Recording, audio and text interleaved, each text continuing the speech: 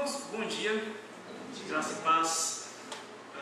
Para mim é um prazer estar aqui com os irmãos compartilhando a palavra do Senhor nessa conferência. Também é um peso e é com temor e tremor que eu posso falar dessas palavras. E também é um prazer, eu posso dizer, falar dessa relação que há entre teologia e missões. Em muitos casos, em muitos momentos, a gente ouve, principalmente num contexto mais interdenominacional, como é o que eu vivo, de trabalho missionário, tem pessoas com falta de entendimento. Elas dizem: não, eu não quero nada de teologia não, eu quero só a Bíblia. Não quero nada de teologia na minha vida não, eu só quero servir Jesus. Não, eu só quero ir para a obra missionária, e esse negócio de saber de teologia não é nada comigo. Mas bem, a gente tem visto nesses dias aqui que o entendimento a respeito das Escrituras, quando cresce nas nossas vidas, também deve crescer o nosso amor a Deus, a nossa dedicação a Ele, a nossa vida de piedade. Creio que quanto mais nós conhecemos a Deus, nós mais podemos fazer o conhecido. Então, um pouco nesse pensamento, nós tivemos o título aí, ou a ideia inicial de teologia de missões. Trouxemos aí o título como A Missão de Deus para os Povos. E então, nós vamos trabalhar nesses minutos que nós temos, esses assuntos. Nós vamos falar da relação entre teologia e missões.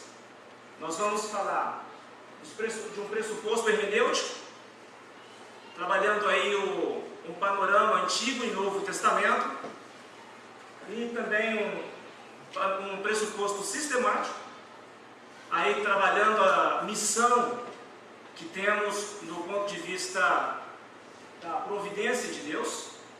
E no final, uma reflexão aí sobre a busca do reino.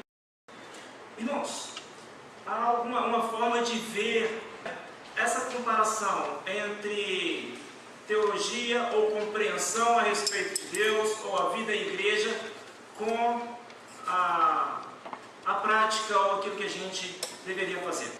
Vamos então dar uma olhada nesse gráfico. Nós temos aqui algumas formas de vermos essa relação. Então, nós temos aqui um conjunto que deve ser sempre pronto na nossa vida, na nossa compreensão e na nossa prática.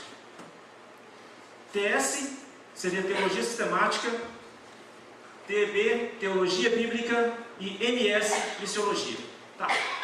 Então, vamos dar uma explanada um pouco sobre o que seria cada uma delas. Quando a gente fala de teologia bíblica, a gente fala de uma teologia histórica.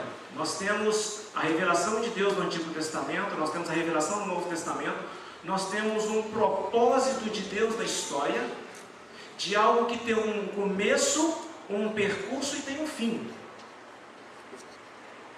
Quando nós falamos de teologia sistemática, nós estamos falando de assuntos, ou esses assuntos, como eles são abordados nas Escrituras.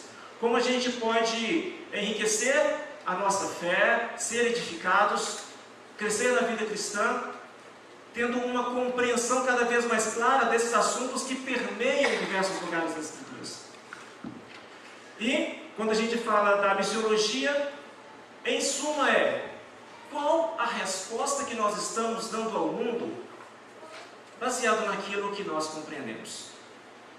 Então, nós temos algumas falhas no nosso contexto e na nossa história, que a gente pode apontar. Uma delas, um contexto onde você tem simplesmente uma ideologia, você não tem uma base bíblica firme para fundamentar tudo aquilo que você diz crer. Em muitos desses casos, existem outros livros que são para a par com a Bíblia, ou às vezes até mesmo colocados em superior posição. Nós temos aí livro de Mormon, os Mormons, nós temos a Bíblia, daquela tradução do Novo Mundo, dos Testemunhos de Jeová. E aí, outros ramos, eles podem ter os seus próprios escritos. E às vezes eles consideram esses escritos como sendo a base fundamental de tudo.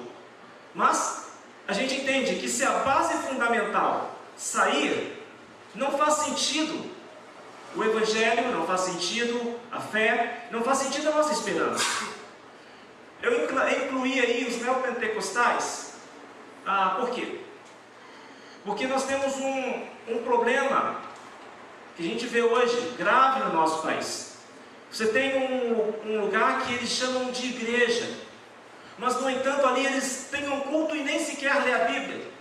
Ou se lê a Bíblia, eles pegam um versículo apenas e distorcem o quanto eles preferem, e dá aí um resultado que eles querem. Não há preocupação com a valorização das Escrituras. E aí desenvolvem lá os seus assuntos, desenvolvem na forma de conquistar mais fiéis, ou seja, mais assim, pessoas como eles querem, ou talvez fazer o nome deles conhecido. Uma outra forma de ver, eu quero chamar a atenção para essa imagem, o pragmatismo. O que é o pragmatismo? O pragmatismo é mais ou menos o seguinte, simplificando: funciona, então é verdade. Ajuda a gente, é verdade. Dá dinheiro, é verdade. A gente tem resultados palpáveis, é verdade. Então vamos fazer funcionar. Por esse caminho, a gente pode perceber que a igreja romana seguiu. A gente pode perceber num contexto de manter o poder ou se sobrepujar sobre o poder dos próprios reis. A gente pode perceber aí talvez um império romano disfarçado. É uma forma também de ver a história da igreja. Até porque no ano 800, com a subida de Carlos Magno, se iniciou ali o sacrossanto Império Romano. Então agora você tem as coisas que interessam a igreja. Então vamos reconquistar a Terra Santa. Então vamos fazer o quê? Um exército. Então agora tem os exércitos cruzados, e aí saem e fazem aquelas barbaridades em nome de Deus. Eu incluí aqui, irmãos, também ramos pentecostais, porque em muitos casos tem uma base bíblica, defende uma coisa, mas na hora de elaborar a ideia no escopo, num contexto completo das Escrituras, chega a uma compreensão fraca, uma compreensão falha, porque se discutir muito, se questionar muito, não tem tanto fundamento. Por quê? Porque primeiramente, quando a gente pega o texto das Escrituras, nós temos aí 3 mensagens principais. Uma delas, a primeira delas é a mensagem para os dias do autor. O que o autor está querendo dizer para aqueles seus ouvintes de primeira mão? A segunda mensagem é a mensagem para todos os tempos, para todas as épocas. O que precisa servir para todas as pessoas? Aí desenvolve-se as doutrinas, desenvolve-se a teologia. Outra delas é a mensagem para hoje. Ou seja, como essa palavra se aplica aos seus ouvintes de hoje, ou aplica-se a quem? Ao crente, ao incrédulo, à sociedade, aos reis, à família e tudo mais. Então, quando não há quando nós não conseguimos ajuntar essas coisas, não conseguimos discutir, ou se trazemos a discussão as coisas, e depois não tem como segurar, vamos dizer assim, a gente tem uma vida ou uma teologia frágil. E eu quero chamar a atenção, essa de cima aqui, a ortodoxia. Aí eu coloquei aí igrejas históricas. Percebem que eu coloquei entre aspas para não assustar muita gente. Isso é uma tendência, irmãos, que as igrejas históricas, eu estou incluindo o IPB, é uma tendência que nós temos de acrescentar o nosso conhecimento. estudar, escola dominical, grupo familiar, leitura bíblica, estudo bíblico, pregações de boa qualidade, mas na hora de ser uma resposta para o mundo, às vezes falha. Por quê? Porque há muitas pessoas preocupadas em trazer o conhecimento apenas para si mesmo. Juntou conhecimento, parece que está bom. Mas a gente precisa lembrar que nas Escrituras conhecimento é diretamente proporcional à responsabilidade. Quanto mais conhecimento eu tenho, quanto mais luz eu tenho das Escrituras, mais responsabilidade eu tenho. E o próprio Tiago fala que aquele que lê as palavras e não as pratica é semelhante a um homem que chega lá diante do espelho, dá uma olhada no seu rosto, mexe no cabelo, sei lá, as mulheres podem mexer no cabelo, né? Arrumar um pouquinho, sempre tem assim. Depois saiu, esqueceu de como era a sua aparência. Então, para que as palavras possam continuar frutificando, elas precisam ser colocadas em prática de alguma forma.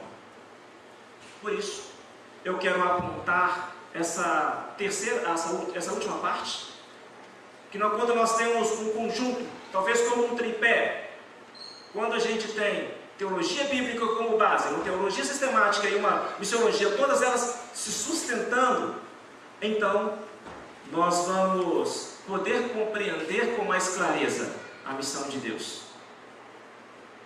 Esse termo latino, missio Dei, foi um termo cunhado para dizer que a missão de restauração da criação e de todas as coisas é uma missão do próprio Deus. Daí eu quero fazer uma comparação aqui para a gente poder seguir adiante. Nós temos basicamente dois momentos no contexto das Escrituras, na história da humanidade. Um deles é o antes da queda e o outro é o pós-queda. Nós temos então, primeiramente, uma missão de preservação. Deus dá ao homem uma missão: cuida do jardim, lavra o jardim, vigia o jardim. Ou seja, há uma responsabilidade do homem com a criação, de governar essa criação, de cuidar dela, de ser a expressão de Deus para a criação. Pois bem, mas a gente já sabe que houve um acidente no percurso. Então, com a entrada do pecado, então inicia-se uma missão de restauração. Há teólogos bíblicos que trabalham aí o pacto da redenção, onde Deus ele assume sobre si a responsabilidade de consertar todos os estragos provocados pelo pecado. Daí o nome redenção.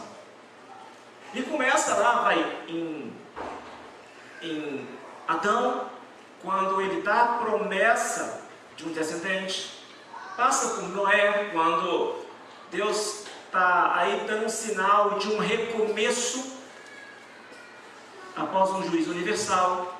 Nós estamos falando de Abraão também, quando Deus o chama para ser alguém que vai trazer a bênção de Deus a todos os povos, a todas as famílias da terra. A aliança de Deus com Abraão, deixada aí pela circuncisão, como um povo que seria abençoado. Depois a gente vê isso tomando mais forma em Moisés. A gente pode perceber que todas essas coisas vão se somando. E então em Moisés é trazida a lei, e aí define-se as bases desse povo que seria o povo de Deus, o reflexo de Deus em um povo, para que os outros povos pudessem conhecer. E aí a gente vê em Davi, quando é estabelecido de uma forma mais clara o reino, e todas essas coisas vão se somando e vão chegando a Cristo. Então, a partir da obra de Cristo, as coisas partem para uma consumação. Então nós vemos que agora nós temos uma missão. Deus, com essa missão, envia a igreja. A missão da igreja é derivada da missão de Deus. Então, a igreja tem a sua missão de ser luz para as nações. O próximo slide, nós temos aí uma comparação entre Antigo e Novo Testamento. Alguns missiólogos, eles fazem essa comparação entre missão centrípeta e missão centrífuga. Vamos tentar esclarecer um pouquinho o que é isso. Quem é físico vai entender melhor isso. Você tem forças que às vezes jogam para o centro. Essa é a força centrípeta. E tem forças que jogam para fora. Essa é a força centrífuga. Então, no primeiro momento, nós podemos perceber que Deus chama Israel para ser uma luz para as nações, mas para atrair os povos, para que esses povos pudessem conhecer o Deus de Israel, para que Deus pudesse revelar às nações. E no segundo momento, nós vamos ver que há um chamado agora para sair e ir às nações e ir aos povos. Tá? Para essa primeira parte, nós vamos mostrar um videozinho que fala com bastante propriedade sobre esse papel de Israel no Antigo Testamento.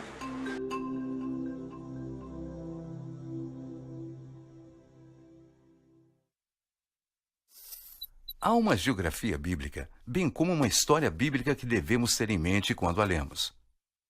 De fato, há apenas 2 mapas que precisamos: o mapa do Oriente Médio inteiro e um mapa da Terra Prometida no Oriente Médio.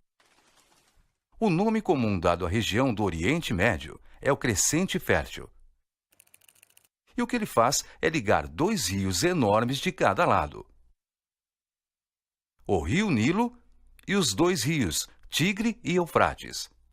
Então, estes vales são muito férteis: o delta do Nilo e o Tigre e Eufrates, que era chamado de Mesopotâmia, que significa o meio dos rios.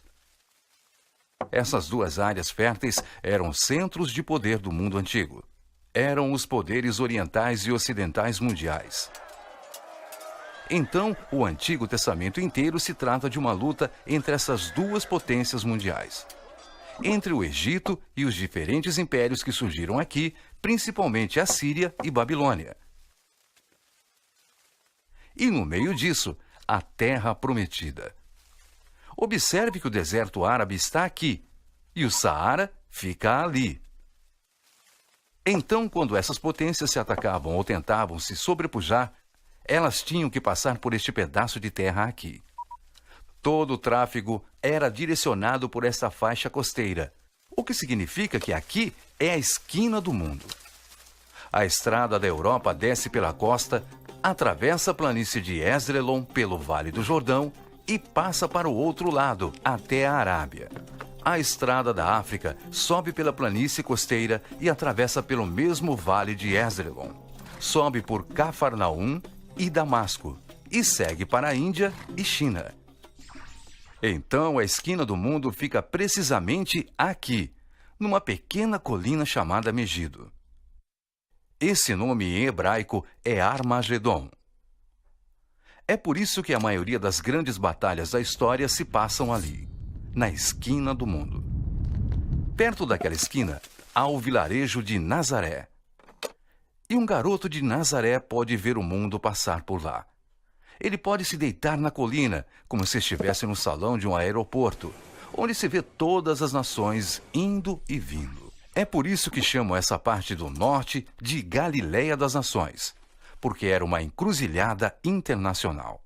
Enquanto que mais ao sul, nas colinas, era muito isolado e judaico.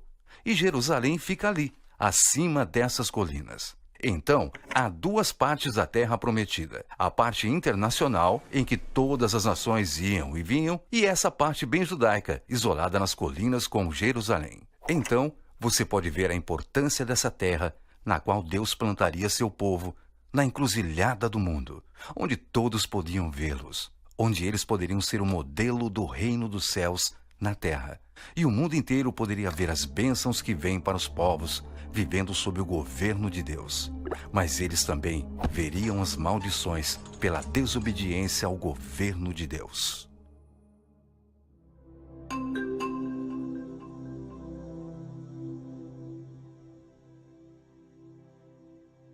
Irmãos, esse vídeo mostra para mim com muita clareza o porquê Deus plantou Israel ou enviou Abraão exatamente para aquela faixa de terra estreita e árida. Por quê? Porque era a esquina das nações. As rotas comerciais passavam por ali, elas se cruzavam ali. Então, é o lugar onde as pessoas viriam e teriam contato com Israel. Aí você vê, o que eles então mostrariam para o mundo? Tem um salmo, irmãos, que eu considero um salmo muito missionário. Eu acho ele muito lindo. Salmo 67, eu queria que os irmãos abrissem comigo.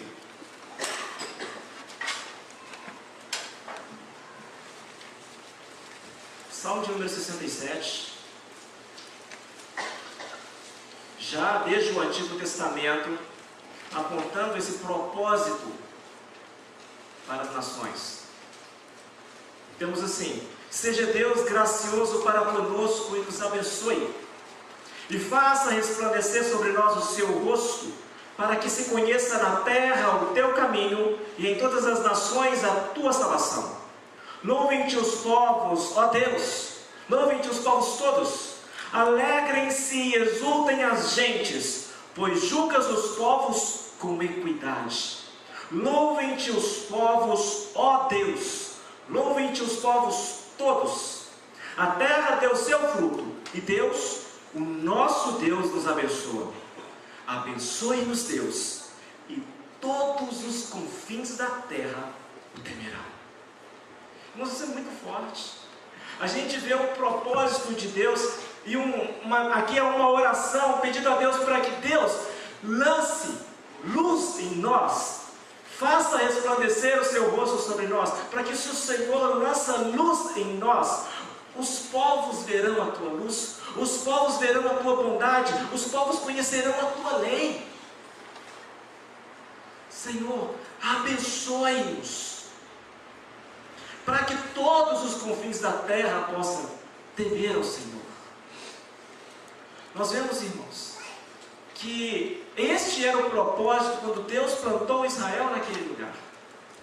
E a gente vê que a estrutura que Deus deu ao povo de Israel era uma estrutura social fortíssima e muito mais avançada do que algumas até mesmo de hoje.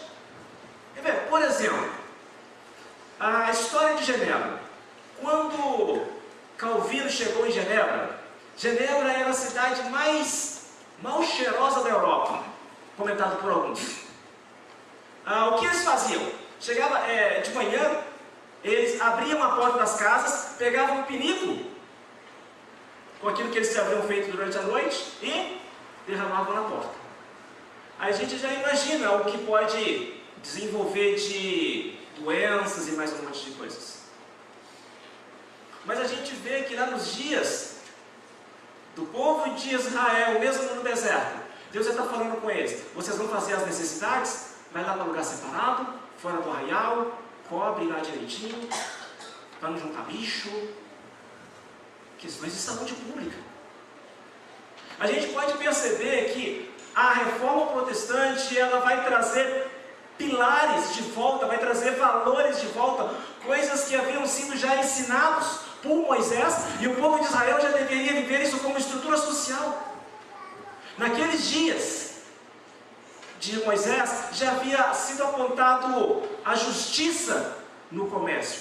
Agora pensem comigo, imaginem só uma pessoa que vem lá, um viajante que vem lá da Índia indo para o Egito, e aí ele passa em Israel. Ali tem um hotelzinho, ele vai lá, deixa as coisas dele, e já que tem tempo, ele vai ali dar uma passeada pela cidade. E aí ele chega lá, quer comprar pão, está com fome, vai comprar pão. Chega lá e fala assim: quanto quanto é o pão? Ah, o pão, a gente pesa ele para você na hora, ele custa, vamos colocar assim, 2 ciclos de prata. Ok. E aí, na hora que ele vai pesar a prata, na hora que ele vê o pão, ele vê assim, ué, mas essa balança de vocês é correta. Essa balança de vocês é justa. O pão está pesadinho. E aí ele vai lá comer, ó, que legal, é muito bom. Então, coisas desse tipo. E aí ele pensa, o que vocês têm de diferente? Que por todos os lugares onde eu passo, eles falam que o pão pesa meio quilo, mas o pão pesa 450 gramas. Alguma coisa vocês têm de diferente. O que vocês têm de diferente? Ah, nós temos de diferente... Nós temos uma lei. Ué, mas de onde veio essa lei? Não, o nosso Deus nos revelou uma lei através do seu servo Moisés. Ah, é? Que interessante. E como eu posso conhecer essa lei mais? Ah, você precisa conhecer mais, gastar mais um tempinho de tempo com a gente pode te ensinar. Ah, e como eu posso conhecer esse Deus que trouxe essa lei? Tem a pergunta. Agora tem a oportunidade de mostrar e falar a respeito dessa graça de Deus, dessa beleza de Deus, da santidade de Deus e da justiça. Deus colocou o povo ali para que eles pudessem mostrar com a sua estrutura de vida e com a sua estrutura social o Deus que eles tinham e o quão Deus era grande, o quão Deus era amoroso, para que os povos pudessem ser tocados. E a gente vê pelas Escrituras, pelo Antigo Testamento, em muitos momentos vai dizer assim: Deus deixou o seu testemunho, até os confins da terra se faz ouvir a sua voz. A fama desse Deus precisaria chegar como quando o povo viveu a lei de Deus. Aí sim, o povo se deu muito bem e os povos puderam conhecer esse Deus de Israel. Irmãos, é muito interessante quando a gente vê esse papel. Quando a gente vê Deus está atraindo os povos para essa esquina das nações, para que os povos, passando por lá, sendo atraídos para a lei de Deus, possam conhecer o Deus de Israel e possam querer levar para os seus povos o mesmo estilo de vida. E daí tal, eu gostaria agora de apontar também o segundo. Nós podemos perceber aí no nosso texto de Romanos 10, 14, está dizendo aí, temos que pregar, e aí? A quem iremos? Não é? E como os povos vão ouvir se não há quem pregue? Isso. Deus, num segundo momento, Ele prepara também o ambiente para que os povos possam conhecer o Deus de Israel, ou o Deus que se relaciona com as nações, esse Deus que se revela. Enquanto no Antigo Testamento a estratégia era plantar o povo naquela faixa de terra estreita, agora, num segundo momento, a estratégia é partir de um lugar que era centro religioso, como era Jerusalém, a partir dali para os povos. Mas a gente pode perceber também que Deus enviou Jesus na plenitude do tempo. Que é isso? Deus preparou as coisas, Deus preparou a história, Deus preparou o momento ideal para que o seu filho viesse e que pudesse ser dado um início à obra missionária e o papel da igreja. A gente pode perceber que Deus permite que aconteçam vários impérios antecedendo a vinda de Jesus. E esse último, que era o Império Romano, eles poderiam ver que havia uma língua universal, havia um rei que governava sobre muitas nações, ou imperador que governava sobre muitas nações, e havia a Pax Romana, que poderia se viajar com muita segurança pelo império, e estradas portas pavimentadas naquele tempo. Gente, olha que ambiente bom, propício para o Evangelho se espalhar. Assim Deus preparou o ambiente. Deus é um grande estrategista. Ele, tendo assumido a responsabilidade de levar a sua glória às nações, ele tem estratégias claras no Antigo Testamento e estratégias claras no Novo Testamento. Deus é um Deus muito inteligente, né? E se nós somos inteligentes hoje, é porque a gente está simplesmente refletindo algo que é parte da glória desse Deus. Então, vamos seguir adiante. Próximo, por favor, próximo slide.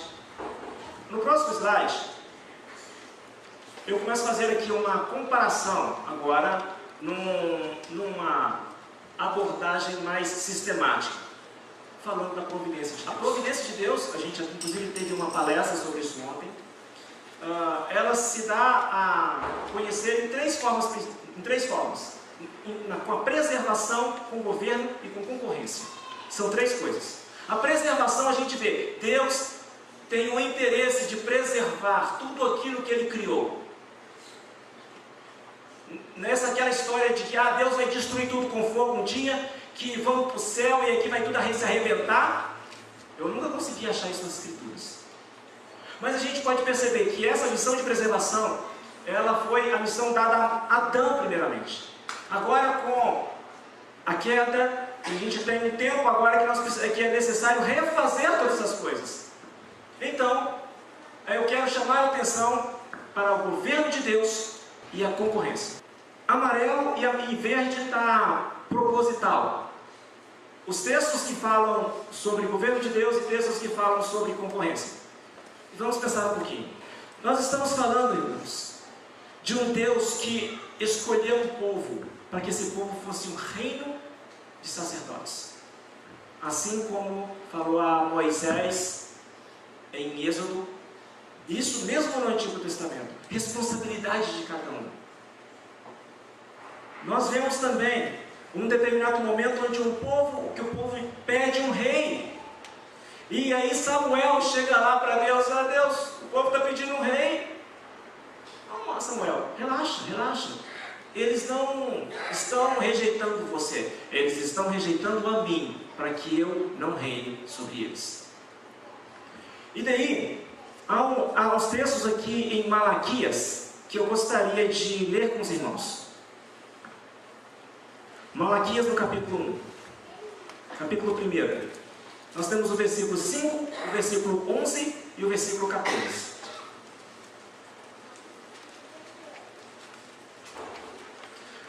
Versículo 5. Os vossos olhos verão, e vós direis, grande é o Senhor também fora dos termos de Israel. Versículo 11.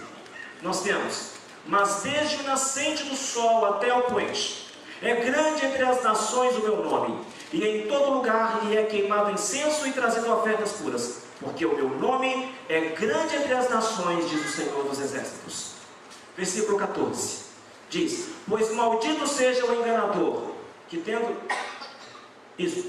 macho no seu rebanho, promete e oferece ao Senhor um defeituoso, porque eu sou o grande rei, diz o Senhor dos Exércitos. O meu nome é terrível entre as nações. A gente pode perceber que Deus está chamando para si. A coroa é dele. Eu sou o rei. Eu reino sobre as nações. Eu reino sobre terra. Eu reino sobre terra. Eu reino sobre céus. Eu reino sobre os homens. Eu reino sobre os animais, sobre todo o reino mineral, tudo aquilo que existe. E todas as galáxias, tudo aquilo que existe, eu sou o rei de todas essas coisas. Eu tenho na minha mão o cetro de justiça. Eu tenho os movimentos, eu controlo todas as coisas. Deus está trazendo sobre si aquele título, eu sou o rei. Lembrem-se disso. Aí, irmãos, eu quero fazer um paralelo entre rei e imperador. Qual a diferença entre reino e império, ou rei e imperador? Quando há um reino, o rei ele é aclamado pelo próprio povo. É algo que vem daqui de dentro e junta com um monte de pessoas, e então escolhemos o rei. Mas quando é um império, não. É algo que vem de cima, de fora e empurra, e pressiona, e oprime. Isso é o império. Por isso, no Novo Testamento, o apóstolo Paulo vai escrever: Ele nos resgatou de onde? Do império das trevas, e nos transportou para o reino do Filho do seu amor. Essa é uma grande diferença. Nós temos um Deus que reina, que exerce domínio. Isso precisa ser sempre claro, que Deus tem tudo nas suas mãos e controla como bem lhe apraz. Mas aí então, nós vamos falar um pouco de concorrência. O que é concorrência? Concorrência é mais ou menos o seguinte: uma empresa lança um produto, um computador. Aí a outra empresa lança um outro computador. E aí as duas lutam agora para mostrar para a sociedade que o computador delas é melhor. Não, o meu computador é melhor. Não, o outro computador é ruimzinho e tal, não tem tantos recursos e coisas assim. E então o objetivo é eliminar aquele outro, para que eu seja o maior vendedor de computadores. Alguma coisa assim, que a gente vê sobre concorrência, não é? Mas quando a gente traz aí para um contexto bíblico, é mais ou menos o seguinte: nós temos a nossa vontade. O ser humano é dotado de vontade, ele, como representação e reflexo de Deus, é uma pessoa, tem vontade própria. Mas em determinado momento, o que Deus faz? Ele vem com a vontade dele e entra em concorrência com a nossa vontade, de forma que ele vai nos constrangendo, ele vai nos mostrando que a vontade dele é melhor. E aí, ele vai nos conduzindo para a vontade dele. Não é pressionado, não é coagido. A gente vai porque a gente quer. E a gente compreende que isso é o melhor. E nem sempre a gente está tão confortável com a vontade dele. Mas a gente sabe que é melhor e a gente vai nisso. O texto de 2 Crônicas 20, versículo 6, o rei Josafá está lá falando, na sua oração está falando: Senhor, quem poderá te resistir? Ninguém pode resistir a Deus. Depois nós temos aí o texto de Jeremias, quando ele está falando sobre a nova aliança. Ele está falando: essa lei vai ser lá impressa nos corações de vocês, marcada na mente de vocês. Imagina, gente, como quando eu tenho essa lei, não em tábuas de pedra, mas agora em tábuas de carne, nas tábuas do coração, Deus imprime as suas leis. A gente vê, não dá para agir contra o nosso próprio coração, porque a lei de Deus está aqui.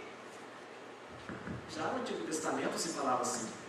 E essa de Jonas é uma que eu acho muito interessante. Essa história parece uma piada para muita gente, mas eu acho muito interessante que fazendo uma comparação entre a responsabilidade do homem e a escolha do homem, né, e a escolha de Deus, isso aqui lança, ao meu ver, lança por terra qualquer entendimento de que alguém queira pensar que exista livre-arbítrio.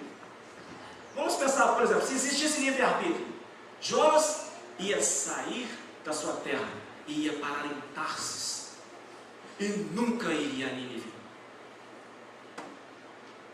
Mas aí, o que acontece?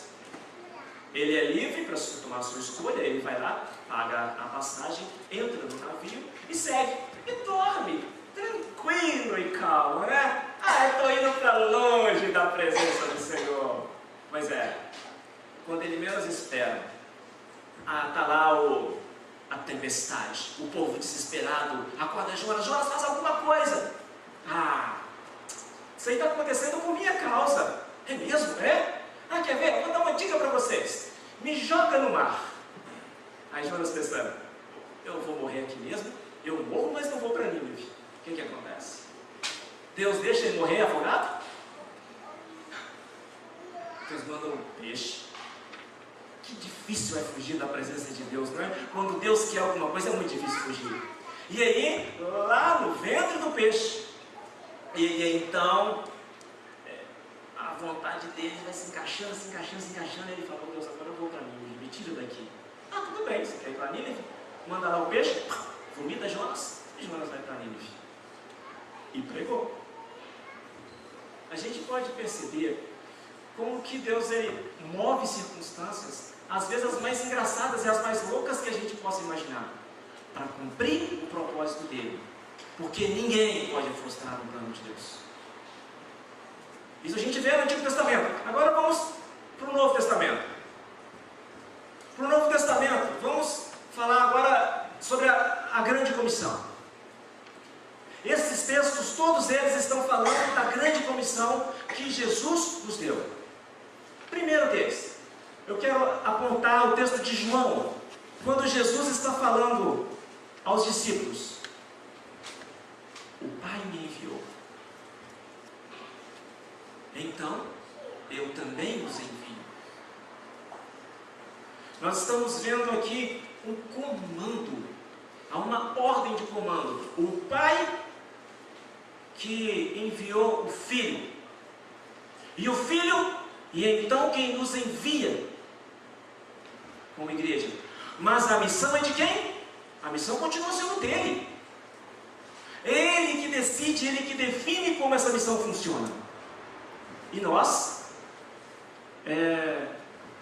respondemos a ele diante do envio que ele nos dá, diante do comando que ele nos dá. Ou seja, ele é o Senhor. Ele é o Senhor sobre a terra, sobre os céus, sobre todas as coisas que existem. E ele tem um propósito, e ele vai nos usar para atingir esse propósito. O próximo texto de Marcos, ele está falando: pregai o Evangelho a toda criatura. Aquele que reina e governa sobre céus e terra, que decide as coisas que acontecem com os seres vivos e a natureza. Aquele que tem todas essas coisas na mão, ele está falando: vai lá e prega o Evangelho a toda criatura. Sabe o que é também? Parece meio estranho pregar o Evangelho para a árvore. Agora coça a cabeça, né? O que ele está falando é o seguinte: que nós temos uma responsabilidade de ser um reflexo de Deus para a criação como um todo. Não apenas chegar para as pessoas e falar: Jesus te ama, Jesus te ama, aceita Jesus e vai para o céu. Não, Deus tem um propósito de se mostrar, como aquilo já havia sido falado: a glória do Senhor encherá a terra como as águas cobrem o mar. Por isso, através de nós, quando Deus nos diz pregai o Evangelho a toda criatura, seja uma resposta para o seu tempo, seja uma resposta para a sua sociedade, seja uma resposta para o ambiente onde você vive. Seja uma resposta com aquilo que você tem, com a habilidade que você tem, com a provisão que você tem. Honre o Senhor, mostre que o Senhor está junto com você. Pregue ao Senhor com a sua vida. Pregue a palavra do Senhor com a sua vida. E os resultados virão nas relações entre as pessoas, e os resultados virão na terra como um todo. Por quê? Porque lá no início Deus falou com Adão: maldita é a terra por tua causa. Agora, com essa palavra nós podemos dizer: bendita é a terra por nossa causa, porque nós podemos ir e cuidar da criação de Deus. Próximo: toda autoridade me foi dada. Esse eu acho belo demais. Isso mostra aquele que sustenta e fala qual é o nosso papel nisso tudo. A gente fecha: poxa, que legal, Deus nos chama para ir em obediência, e Ele se encarrega dos resultados. Toda a autoridade me foi dada. Sabe que é gostoso ouvir isso? Isso nos descansa. Porque na hora que a gente gastar anos e anos pregando com um colega nosso de trabalho e ele nunca se converteu, a gente vai saber: tá, a autoridade de Deus é Deus que move os corações, é Ele que cuida. Na hora que a gente não sabe mais o que fazer, a gente já vai desistir das coisas, a gente sabe: não, há um Deus que sustenta todas as coisas, Ele tem toda a autoridade. Na hora que Ele fala, por exemplo, simplesmente simplesmente leia, simplesmente escreve, simplesmente pregue. Ele está aqui, com tudo nas suas mãos, para fazer o Evangelho chegar a quem Ele quer que chegue. Nós precisamos ter resposta? Sim. Mas aqui tem um Deus grandão que sustenta todas as coisas. Toda a autoridade sobre os céus e sobre a terra. E esse aqui, uma parte do texto de Atos, capítulo 1, versículo 8, que fala: e sereis minhas testemunhas, tanto em Jerusalém, como em toda a Judéia, Samaria, até os confins da terra. Tanto como. Isso quer dizer, vou ser luz para os povos daqui, em Curitiba, mas vão ser luz para os povos lá em Minas Gerais, lá na China, lá no Japão, lá nos Estados Unidos, onde quer que seja. Eu não vou simplesmente me fechar e falar assim: não, eu tenho que pregar o Evangelho só para os meus vizinhos. Não. Deus quer que a gente, ao mesmo tempo, seja a resposta dele para pessoas aqui que estão no nosso círculo mais próximo e pessoas que estão no nosso círculo mais distante. Nós estamos dizendo aqui nessa primeira parte que há um Deus que governa, que domina e fale. É dessa forma que vai acontecer. Ele dá as cartas, Ele dá as regras de como funciona a missão. E essa segunda parte, sobre concorrência, nós vamos ver aqui o texto de Lucas 24. Esse texto eu gostaria de ler. Ele diz assim, 46 e 47. Ele disse: assim está escrito que o Cristo havia de padecer e ressuscitar dentre os mortos no terceiro dia, e que em seu nome se pregasse arrependimento para a remissão de pecados a todas as nações, começando de Jerusalém. Quero chamar a atenção para essa palavra. Há um convite ao arrependimento. Pregar o arrependimento. Irmãos, o arrependimento, eu vejo algo de Deus que, assim, o homem está indo por um caminho. Ele acha que o caminho dele é esse. E chega um momento que Deus faz assim: agora volta. Agora muda a sua direção. Mude a sua forma de pensar e mude o seu caminho. Mas esse mover, há um espírito que convence o homem do pecado, da justiça e do juízo. Não é algo forçado. Deus conduz o homem ao arrependimento, para que a vontade dele seja feita por essa pessoa. E outro, este aqui, para mim, irmãos, é um dos textos mais belos das Escrituras, quando ele fala, tanto em Jerusalém, como em toda a Judéia e Samaria e até os confins da terra. Aí, por que eu coloquei isso como concorrência? Vou dizer, naquele tempo, onde era o centro, ou qual era o centro religioso da época? Onde todos os judeus queriam estar? Qual era a cidade linda das nações? Jerusalém. Todo mundo queria estar em Jerusalém, porque em Jerusalém dava status. Era bonito, era legal. Eu moro em Jerusalém. Não, eu não moro lá em Samaria, Hebron, Belém. Não, eu moro em Jerusalém. Eu acho que parece que um tempo atrás, eu via, pelo menos uns 20 anos atrás, as pessoas que moravam em Curitiba falavam assim: ah, você é paranaense? Não, paranaense não, eu sou curitibano. Eu já escutei algumas vezes coisas desse tipo. Ou seja, parece que eu não sou de qualquer lugar do Paraná, eu sou de Curitiba. Tá, é legal. Mas então, aqui em Jerusalém é assim, mas peraí, vai lá para os seus irmãos também, para o interior lá, para o interior seco lá da Judéia, onde as pessoas não querem, não tem tanta cultura, não tem tanto conhecimento, tal. Vai para lá também, prega para eles. Mas, peraí, tem aqui, um pouco ao norte, São Paulo, né? Tem alguma rixa entre paranaense e paulista? Não, né? Não, eu acho que é só entre paulista e carioca. Pois bem. Mas suponha que fosse aqui, que fosse os paulistas, você fala assim: agora vai lá pregar para o outros, vai lá para o Rio de Janeiro pregar. Assim, brincando um pouco, mas assim, naquele contexto era, o quê? Ir para Samaria? Aquele povo misturado? Aquele povo que perverteu a lei do Senhor? Aquele povo que se misturou por casamentos mistos e tal. Aquele povo que ainda fala que tem que é filho de Abraão, que não é nada? Não! Eles ficam lá e a gente fica aqui. Não é estranho quando a gente vê aquela história de Jesus quando passa por Samaria e fala, foi necessário passar por Samaria? Naqueles dias, eles saíam da Judéia e eles davam uma volta por fora de Samaria e chegavam na Galileia. Eles nem queriam passar pelo território, o bom judeu. Mas Deus está falando, vai lá para Samaria também. Mas aí, e os lugares mais distantes, no sentido de que eu não quero ir, que me dão nojo, que eu olho aquela comida e me dá vontade de vomitar, que eu não consigo entender como que aquele povo vive, eu não entendo aquela língua, aquele povo que cheira mal, e não sei mais um monte de coisas. E aí? É para ir para esse povo também? Irmãos, eu queria contar para vocês uma história, que é uma história minha. Quando eu conheci Lídia, tá?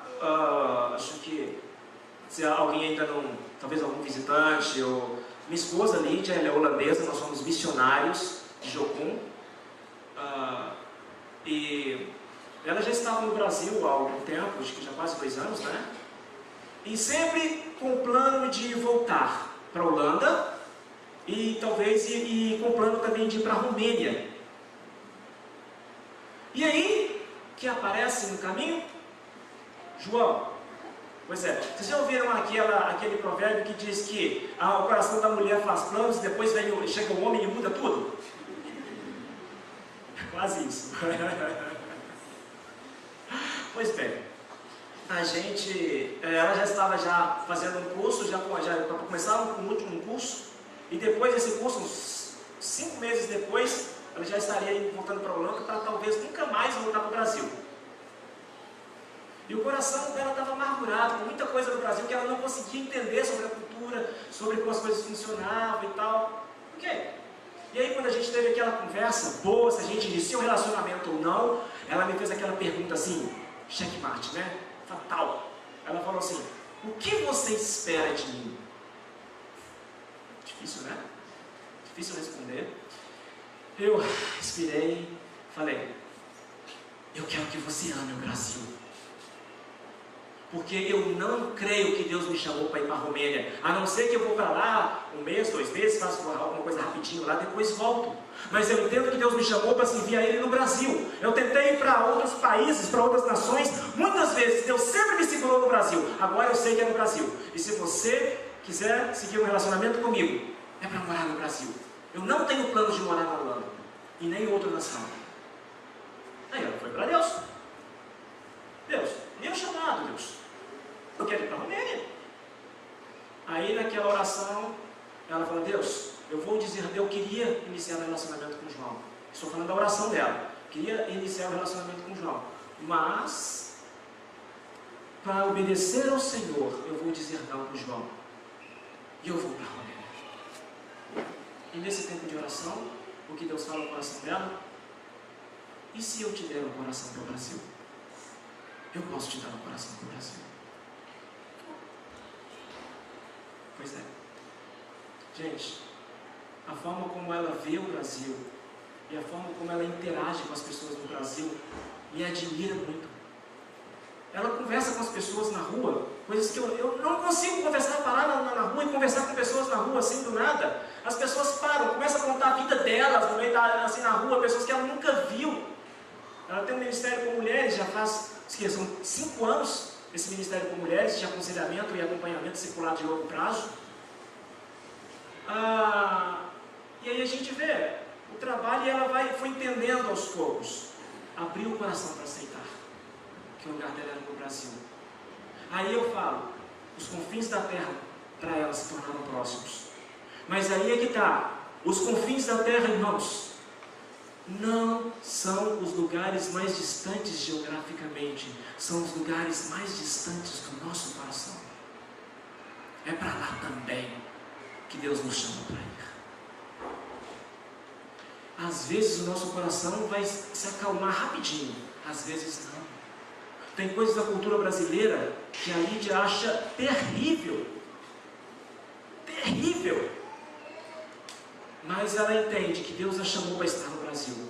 E ela entende aquilo que é mais importante. Não quer dizer que a nossa vontade ela não é zerada, não se torna nula. Mas ela entra em conformidade com a vontade de Deus, de forma que a gente se deixa levar pela vontade de Deus. Assim funciona a obra dele, assim funciona a missão. Nosso último slide aqui, eu quero fazer aí uma relação aí, e pensar um pouco sobre o reino de Deus.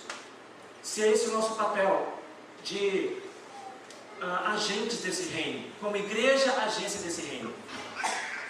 O reino dele é pleno, sobre céu e terra. Isso é tranquilo para nós. Outra, esse reino é onde ele governa e preserva humanidade e criação. Também é onde ele é aclamado, onde ele cresce, onde ele é honrado e exaltado. É onde assumimos nossa identidade de cidadãos dos céus. É onde a vontade dele é feita espontaneamente. O reino de Deus é onde morremos para nós mesmos, para as inclinações da nossa carne. É onde lutamos destemidamente o combate da fé. É onde construímos para a eternidade, não para o tempo presente. É onde não há sacrifícios grandes demais que não podemos fazer para honrá-lo. É onde somos um nítido reflexo da glória dele. Aí, para mim, faz sentido aquele trecho da oração que Jesus nos ensinou. Venha o teu reino, seja feita a tua vontade. Daí, irmãos, eu só tenho mais umas questões aqui que eu gostaria de só trazer para a reflexão. Embora as perguntas estão sendo preparadas para mim, essas perguntas aqui são pessoais, não é para os irmãos responderem agora, mas pensar sobre isso. Creio que toda explanação deve trazer para nós uma reflexão e a gente precisa ter uma resposta a Deus. Uma coisa, se a missão é dele, por meio dele para ele, e ele é o rei, por que nós nos intimidamos tanto diante das resistências que o mundo das resistências do mundo e do inimigo? Outra pergunta.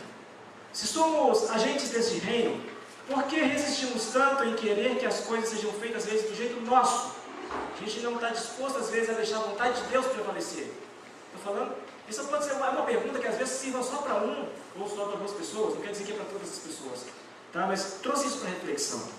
Se couber para você, receba isso como sendo algo de Deus para você. Outra. O quanto nos dispomos a ouvi-lo antes de tomarmos nossas decisões. Decisões para a nossa vida, para a nossa igreja, para a obra dele e tudo mais.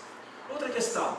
Se Cristo reina em mim, por que é tão difícil cumprir a vontade dele na sua totalidade? É claro que há algumas questões sobre pecado, coisas assim, mas está aí só para reflexão. Outra. O quanto estamos dispostos a abrir mão da nossa vontade em prol da vontade dele? Outra. Até onde estamos dispostos a ir para cumprir a vontade de Deus? E a última, o quanto estamos dispostos a amar as pessoas ou lugares aos quais Deus nos enviou? Fica assim, irmãos.